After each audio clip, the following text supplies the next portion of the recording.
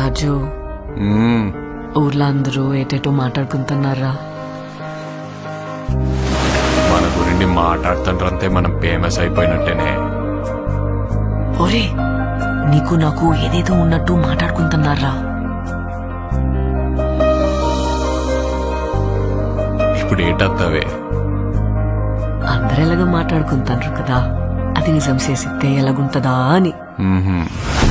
ఈ శివరాత్రి పండుగ నుండి రాజుగాడే మన తండ్రి. మనం పెళ్లి చేసుకుందామా? ఇక్కడున్న 3 నెలలు నా 9 నెలలతో సమానం. అంటే రోజుకి 3 రోజులు లెక్కరా. వద్దు రాజు, నువ్వు ఇంటికి వెళ్ళొద్దు.